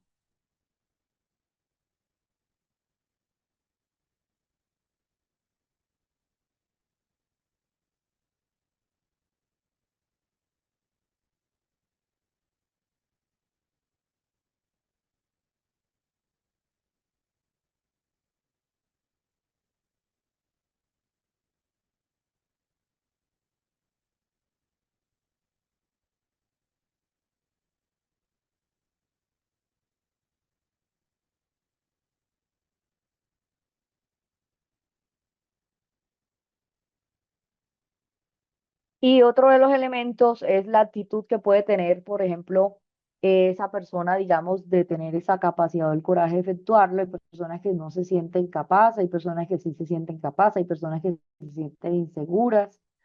Y la actitud frente al clínico, todos los elementos que va a revelar abiertamente las ideas suicidas o el intento también de ocultarlas o renuente a a revelarlas. Teniendo en cuenta estos elementos, pues vamos a hablar de las recomendaciones de cómo y cuándo debemos preguntar sobre la conducta suicida y aquí tenemos que preguntar si la persona se siente infeliz, si la persona se siente desesperada y es importante preguntarlo. ¿Cómo preguntarlo? Cuando nosotros estamos notando elementos importantes de desesperación, de angustia, cuando notamos que la persona se siente incapaz de enfrentarse cada día, ¿no?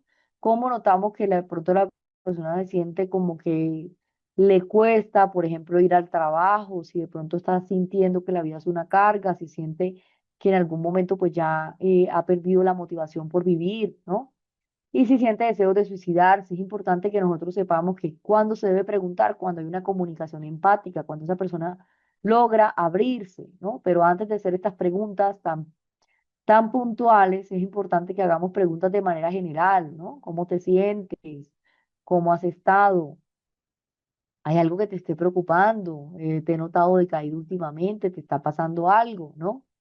Cuando esa persona expresa y se siente cómoda hablando desde sus sentimientos. Ahí es el momento para preguntar y qué debemos de preguntar si también la persona ha tenido planes o ha realizado planes para acabar con su vida, si tiene una idea de cómo lo haría, ¿no? Y también si tiene algún tipo de arma o algún elemento que ha pensado en hacerse daño y si ha decidido llevar a cabo ese plan y de pronto si ha pensado o tiene claro cuándo hacerlo, ¿no? Ahora vamos a hablar desde los elementos en la parte de la intervención de una persona que está en una fase previa del suicidio. Y acá tenemos que tener en cuenta que la intervención psicológica es un elemento que es imprescindible.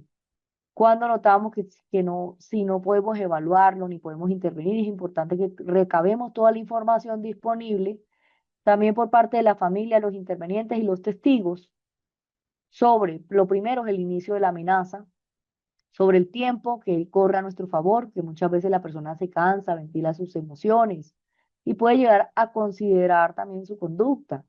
Los antecedentes psiquiátricos que tiene la persona, si en algún momento la persona ha tenido una ingestión de sustancias o qué tipo de antecedentes psiquiátricos tiene, si hay algún tipo de intoxicación o abuso, ¿no? Y cuál es el tipo de las variables que tiene a su disposición, también las hipótesis desde las motivaciones, cuáles son esos motivos porque la persona conllevó a ese intento de suicidio, si hay problemas ya sea con la pareja, problemas económicos, cuál es la motivación por hacerlo.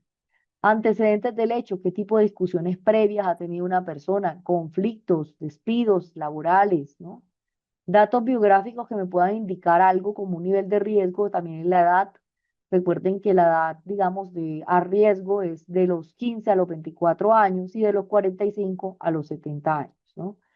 La edad es un elemento importante a tener en cuenta porque pues obviamente el adulto mayor en el caso que ha perdido la actividad laboral, pues muchas veces se siente con una profunda depresión, desesperanza por la vida, muchas veces está viviendo por situaciones como duelos y situaciones no resueltas, ¿no? Otro de los elementos es cuando nosotros hablamos de los datos biográficos del sujeto, ya sea la edad, los estudios, el trabajo, el estado civil, datos que me sirven a mí para tener cuenta, ya sea armas de fuego, como pueden ser arma blanca, gas o también la ciudad. También la fase de afrontamiento de la presencia de un sujeto suicida. Es importante que evaluemos la presencia física del sujeto y acá es importante señalar los aspectos importantes y los ejemplos desde las generalizaciones, simplificaciones o acercamientos hipotéticos. Acá es importante que nosotros tengamos en cuenta que en cuanto a la parte física, tenemos que revisar cuál es el nivel de los perfiles o los patrones que tiene una persona, ¿no? Desde su conducta y si permiten o no establecer ese tipo de relaciones causales.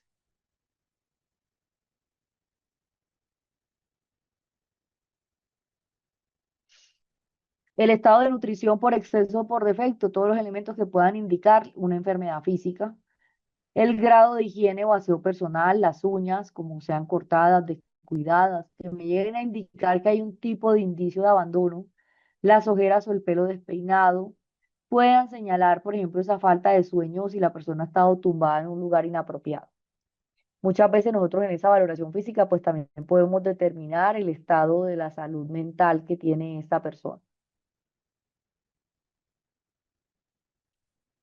Hasta el momento todo está claro. ¿Tenemos alguna pregunta o alguna duda?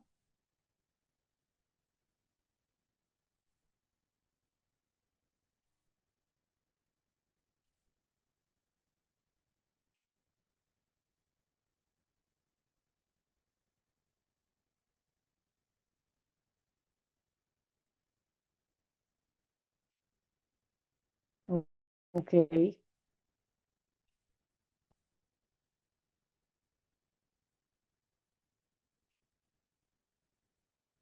Otro de los elementos es cuando nosotros hablamos de la apariencia o los complementos de la apariencia física. Y acá es importante que nosotros,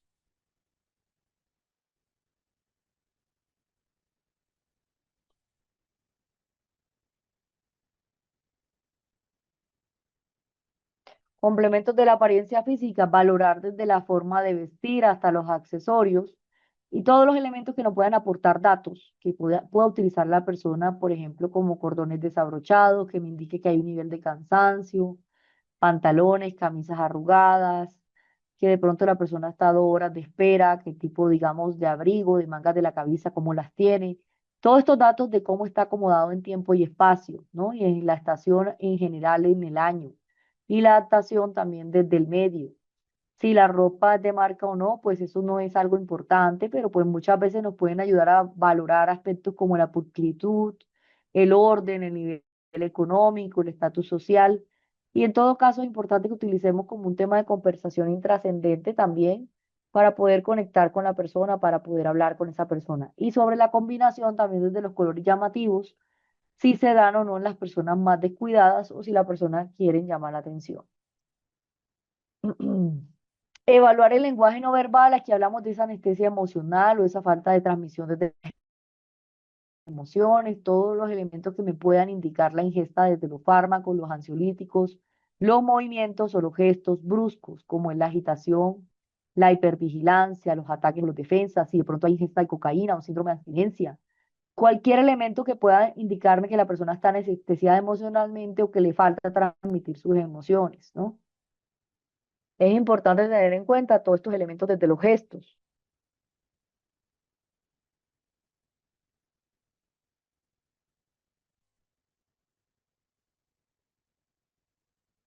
La postura y la disposición desde los miembros inferiores o superiores, todos los elementos desde los movimientos lentos, que indican el posible estado distímico, como son los movimientos automáticos, todo esto que pueden indicarnos las fases obsesivas, y también la mirada perdida, también que puede indicarnos esa fase desde la ingestión y desde los fármacos, ¿no?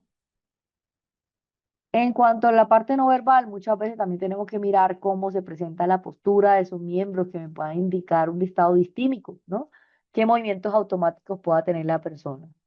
Otros elementos paralingüísticos, ya sea el exceso o el defecto de volumen, del tono de la cadencia y las pausas o la voz clara o ronca, ¿no? Estos elementos muchas veces indican diferentes estados de ánimo. Hay estados desde la conciencia que pueden, digamos, afectarlo, ¿no? Muchas veces cuando nosotros notamos que una persona pues habla bajito, que se queda callada, que tiene muchas pausas, pues podemos notar que también esto puede indicar ese estado de ánimo y su estado de conciencia, ¿no? Y pues la aceleración de estos elementos va a revelar que la persona está activada o la desaceleración puede iniciar que hay un tipo de angustia o también desde el pronóstico. Otro de los elementos que también tenemos que tener en cuenta son los indicadores psicofisiológicos. Esto más que todo responde a los médicos, el hecho de valorar esa parte física, ¿no? Pero en el caso de nosotros lo que podemos notar es si hay hiperventilación, si hay suspiros, si hay temblores, si hay sudoración, cuáles son los elementos predictores de las conductas, la reexperimentación, los cambios bruscos que se puedan corresponder o no durante ese estrés agudo o postraumático, y los estados disociativos desde las señales o las situaciones traumáticas antecedentes. También la cara pálida o sonrojada, la sudoración, las manos hinchadas, ¿no? Todos estos indicadores que muchas veces me sirven para generar hipótesis y para trabajar sobre ellas, como muchas veces notamos, por ejemplo, que recuerden que la persona cuando tiene temblores, sudoración, me puede decir que puede estar pasando por una situación traumática o de estrés o un estado disociativo, ¿no? Pero también, pues, también podemos revisar, por ejemplo, si estos indicadores me pueden indicar, por ejemplo, algún elemento físico que no sea competencia de los psicólogos, que de pronto corresponda a sus síntomas físicos como tal. En cuanto a los contenidos verbales, muchas veces tenemos que evaluar las ideas intrusivas y recurrentes. Y aquí hablamos de la persona como, por ejemplo, cuando tiene esas verbalizaciones de pensamientos o imágenes relacionados como ideas rumiantes que significan o que intentan integrar esa situación traumática previa, ¿no? Y que muchas veces es importante que la persona ventile emocionalmente qué es lo que le está sucediendo, ¿no? También las confusiones. Recuerden que una persona puede estar bajo efectos de estrés y esto puede llegar a que la persona pase estos elementos de estrés, pueda llegar a tener también el abuso de psicofármacos, ¿no? De drogas ilegales, que muchas veces puede deberse a síntomas o puede también deberse a un proceso delirante, alucinatorio o psicótico. En los casos también se debe intentar de valorar los antecedentes previos al intento de suicidio, ¿no? Muchas veces todos estos elementos de estrés, como drogas, ¿no? Pueden hacer que la persona también tenga confusiones, pero también el estrés o algún tipo de trauma también puede provocar confusiones, que no necesariamente significa que la persona está consumiendo drogas, sino que el trauma afecta la forma, digamos, de tener en cuenta como ese orden cronológico de lo que le ha pasado, ¿no? También puede verse a procesos o a situaciones alucinantes o psicóticas. Muchas veces las fases iniciales de la esquizofrenia pueden generar también confusiones, lagunas mentales, ¿no? Un elemento que también tenemos que valorar es la orientación temporoespacial, y aquí hablamos de que la persona muchas veces se puede mostrar desorientado, y aquí es donde el psicólogo debe intentar que la persona tome en contacto objetivo con los vectores y tratar de que se centre en el aquí y en el ahora. Ahora vamos a hablar desde las ideaciones. Hay varios tipos de ideaciones. Las ideaciones pueden verse circulares y acá es importante que el psicólogo trate de mostrar una distancia al sujeto sobre esas ideas que se produce, que tome contacto con la realidad. Muchas veces se pueden utilizar la contraargumentación desde las ideas delirantes. Todas esas verbalizaciones desde esos pensamientos que son fuera de la realidad o altamente distorsionados que pueden llegar a ser basados o apoyados también en pequeños elementos reales o que son síntomas de procesos psicóticos como es la disociación desde la abstinencia alcohólica o muchas veces la ingesta también de psicótropos, abuso de sustancias, o que puedan interrumpir también digamos, de una manera brusca el tratamiento, también pueden provocar ideas delirantes.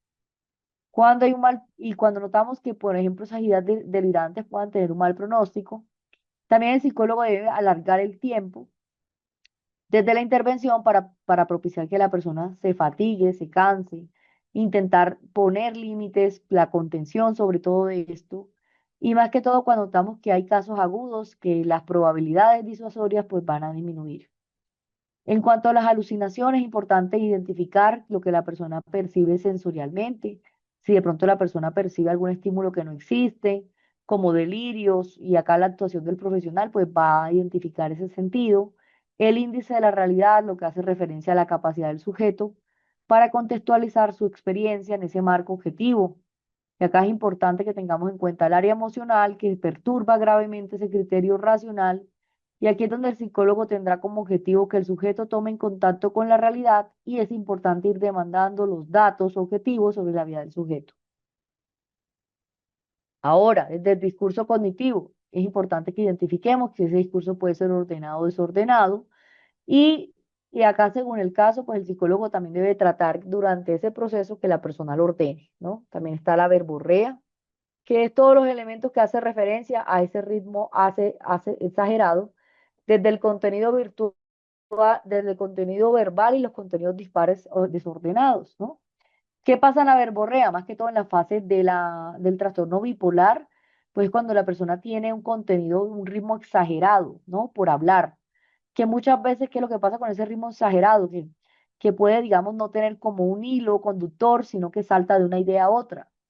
Y pues eso es lo que puede ocurrir en la fase bipolar. Habría que identificar si realmente esto se debe a una fase eufórica del trastorno bipolar o a un brote psicótico, ¿no? Que la verborrea también tenemos que mirar que muchas veces la empatía puede hipoactivarla mediante elementos de comunicación y que el psicólogo debe tratar de que la persona se tome ese tiempo necesario y acá son las mejores armas que puede utilizar ese psicólogo, ¿no? Un elemento importante que debemos de identificar, la coherencia cognitivo-emocional. Y acá es cuando la persona pues está acomodado su discurso cognitivo y ese discurso está correspondiente a su expresión emocional. Es decir, si yo digo que estoy triste, mi expresión emocional es tristeza, ¿no? Pero sería muy diferente cuando nosotros vemos que una persona habla o manifiesta que está extremadamente triste, pero la vemos que se ve muy contenta, ¿no?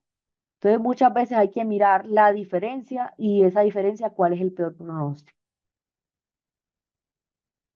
El psicólogo debe integrar dos niveles frente al comportamiento asociado y acá pues es importante identificar pues obviamente los dos niveles del comportamiento, si son disociados o cuál es la razón o a qué se debe ese comportamiento disociado.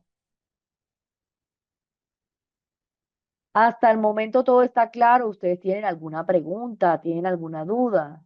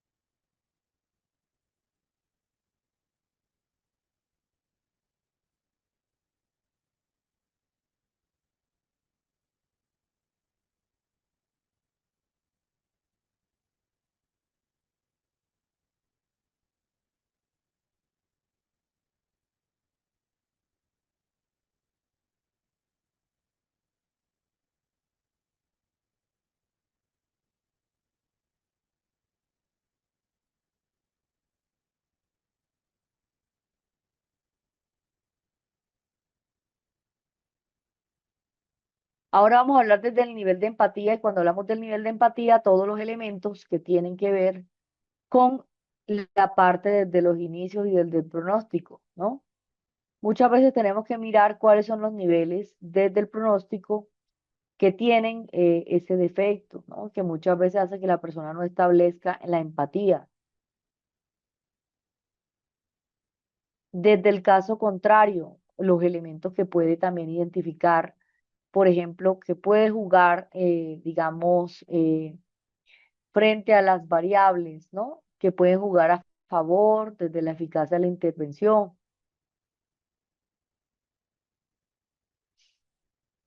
Muchas veces también nosotros tenemos que tener en cuenta estos elementos desde desde la parte de la empatía, ¿no?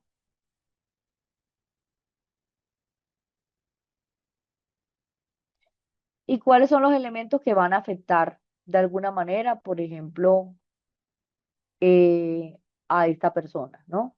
Cuando nosotros tenemos en cuenta pues las variables que pueden jugar, digamos, a favor desde esa intervención, pero muchas veces la empatía pues es un buen predictor desde una relación adecuada y empática, ¿no? Y acá el psicólogo siempre debe tratar de manejar el argumento de autoridad, no perder, digamos, por medio de la empatía, no perder como tal esa autoridad.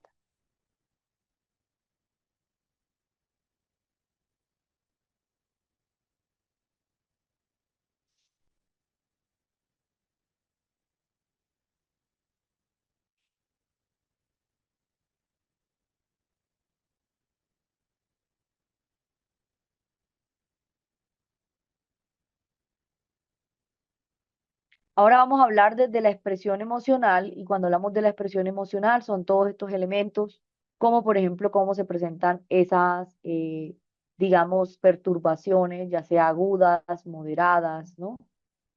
Todas esas perturbaciones que presenta este sujeto, ¿no? Muchas veces notar si estas son, corresponden a elementos que son exagerados o elementos que de pronto puedan influir en la vida de la persona, ¿no? Recuerden que cuando nosotros hablamos de esto, son todos esos elementos que puedan responder o no a estos elementos. Cuando hay estados de ansiedad, por ejemplo, crisis, muchas veces nosotros también tenemos que revisar, por ejemplo, a qué se debe, si se debe a angustia, si se debe a ataques de pánico, si se debe a un manejo desde el lenguaje no verbal o paralingüístico, y también si puedes notar que es eficaz o no la persona para ir de pronto desactivarlo, ¿no? También está la reconstrucción desde los hechos y es todo lo que está relacionado con la percepción, con la continuidad, ya sea temporoespacial, y es muchas veces indagar cuáles son los antecedentes anteriores desde la ideación suicida, los elementos que puede utilizar la persona para emplear o para valorar la capacidad de reconstruirla, ¿no? Muchas veces de reconstruir ordenadamente o no un relato. Otro de los elementos que también tenemos que tener en cuenta es también, por ejemplo, si la persona pues tiene la capacidad de organizar su discurso de manera ordenada, si puede también, por ejemplo, si nosotros notamos que el desorden se puede deber a varias causas, por ejemplo, a de problemas de demencia, problemas en la memoria o algún tipo de perturbación transitoria, también a los casos cuando nosotros hablamos de que hay que identificar o tratar de ordenar esos acontecimientos, que muchas veces hay personas que les puede dar la sensación de control. Y acá pues se trata de que mejorar, digamos, esto es del pronóstico. Otro de los elementos es la hipervigilancia y es cuando notamos que hay una variable que también puede detectarse desde las verbalizaciones y el lenguaje no verbal y que presenta esto en el sujeto. Muchas veces la persona va a intentar que la persona se sienta seguro y que eliminen la presencia de estímulos internos como son los pensamientos y externos como es la función amenazante.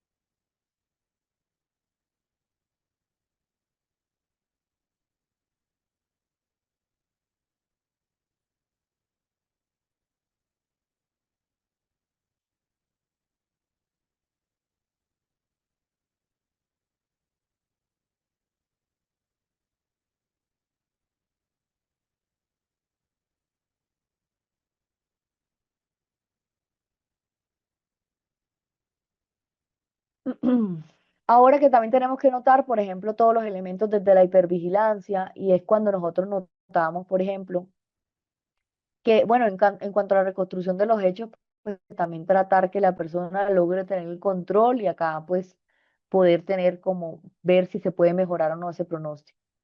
En la hipervigilancia es esa variable que nota esas verbalizaciones, a veces no el lenguaje no verbal, pero que presentan el sujeto que se siente, digamos, tratar que la persona se sienta seguro, ¿no? Que, digamos, que elimine la presencia de esos estímulos como son los pensamientos o externos, como cree, por ejemplo, que está siendo objeto de algún tipo de amenaza.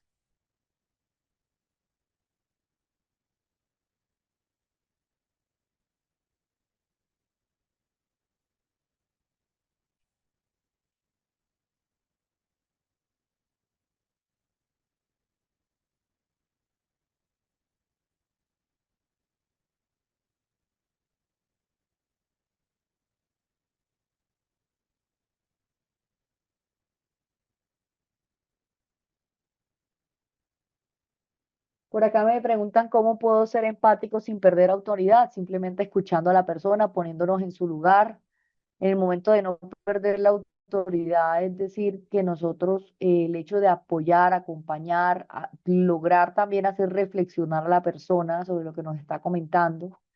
Es importante que tengamos en cuenta que tenemos que tener mucho cuidado con lo que decimos, ¿no? Que pues, de pronto, pues, o los gestos que hacemos, pero también es importante que nosotros tomemos el control de la terapia y que no sea la persona la que tome el control, ¿no? Es decir, que nosotros tratemos de ir llevando a la persona, primero para realizarle esa evaluación clínica que necesitamos, pero ir logrando también recabando toda la información que necesitamos para entender un poco más el panorama complejo desde lo que estamos notando.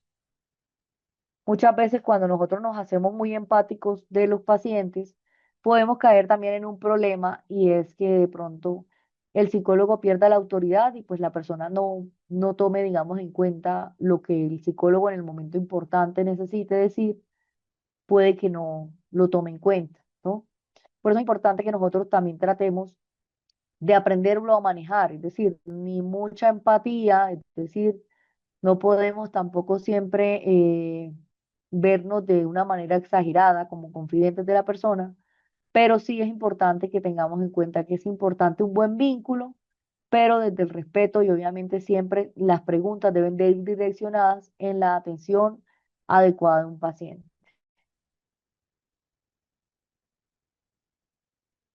Evaluaciones sobre sí mismos y las verbalizaciones, todas las atribuciones internas que pueden ocurrir a un suceso. Si notamos que ese suceso puede verbalizarse de pensamientos o de ideas de minusvalorización, de culpabilidad, de negación, de ineficacia, de ruina, y mediante pues, los argumentos o la exposición o los pensamientos alternativos, muchas veces la persona, vamos a notar que cuando la persona se evalúa a sí mismo, o cómo verbaliza, cómo se siente, qué piensa, qué ideas tiene. Hay personas que tienen ideas de verse menos, de sentirse culpables, de estar en estados de negación, de ineficacia, de ruina. Muchas veces también aquí debemos de entender la exposición, la argumentación de esos pensamientos y obviamente esto, el hecho de la persona poderlo verbalizar va a disminuir la probabilidad de obviamente de esa intención suicida, ¿no? Otro de los elementos del hábito psicomotor, cuando notamos que ese hábito puede verse colaborador, defensivo, al ataque, lento o pausado, y muchas veces acá se debe ya sea al abuso de algún tipo de sustancias como la cocaína, puede llegar a pasar episodios paranoides como la agitación, el abuso de ansiolíticos, que son estos elementos para la ansiedad, estos medicamentos psiquiátricos, pueden volver el hábito psicomotor lento, ¿no? Por eso es importante nosotros saber si la persona está tomando algún tipo de medicamento psiquiátrico y cuál es. Y en los casos, el psicólogo también debe tratar de tomar el control de la situación e ir poco a poco marcando los tiempos en cuanto a los gestos y las posturas desde un lenguaje verbal. Otro de los elementos que tenemos que tener en cuenta es que muchas veces la cultura o los valores culturales pueden influir en esta idea suicida. Por ejemplo, cuando notamos que hay personas que tienen problemas económicos, laborales, judiciales, ¿no? Familiares, o de la forma como de sus derechos, o las personas que también han pasado por situaciones como falta de trabajo, que tienen dificultad para conocer esa orientación sexual, o que pueden llevar de pronto a motivarlas a realizar un acto suicida. Es importante que se le aborde aquí a la persona las estrategias de afrontamiento y la negociación, que es el objetivo de los psicólogos. Hasta ahí todo está claro, todo, o tenemos alguna duda.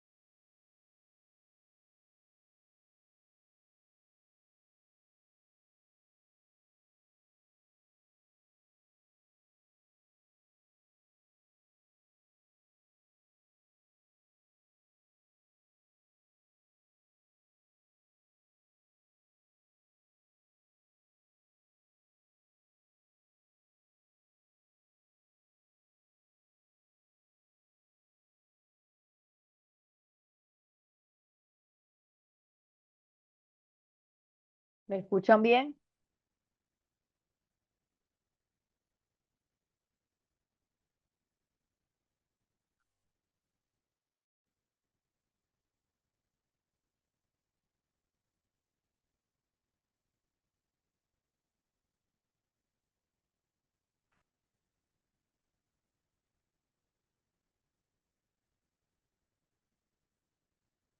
Ok, perfecto.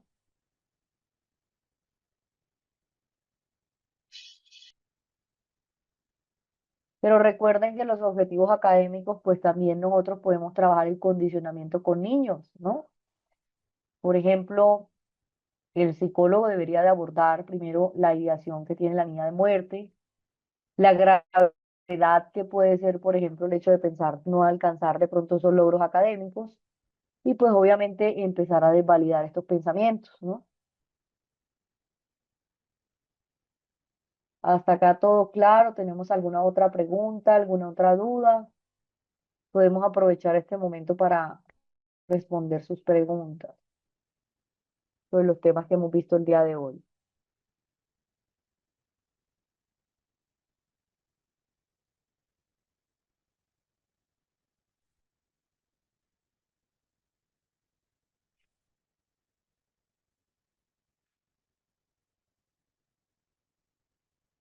Recuerden que con los niños también tenemos que mirar que muchas veces pueden sentirse abrumados también por situaciones familiares. Es importante que los padres mostremos ese apoyo, que no cambiemos la rutina de los menores, que logremos hablarle de manera clara sobre lo que le está pasando, sobre lo importante que es que la persona pues también se motive, a pesar, digamos, de estar desmotivada por algún tipo de situación, que se motive por esa intervención terapéutica. Muchas veces los menores pueden ver, por ejemplo, situaciones como académicas, como elementos muy graves o elementos que no tienen solución. Y acá es importante que nosotros pues también mostremos flexibles frente a esto, ¿no? Apoyémoslos de pronto en la manera en que puedan, digamos, mejorar esos estudios por medio de otros docentes o por medio de actividades complementarias, identificar si de pronto el menor está viendo situaciones de acoso laboral, de acoso escolar en la escuela, ¿no? De pronto qué tipo de situaciones a nivel físico pueda estar afectando su capacidad intelectual o en la hora, digamos, de prestar atención. De pronto hay algún tipo de hiperactividad o algún tipo de problema que a veces no es hiperactividad, pero puede haber un problema biológico, como puede ser problema para escuchar adecuadamente las clases y de pronto tiene una adecuada, digamos, oído, ¿no?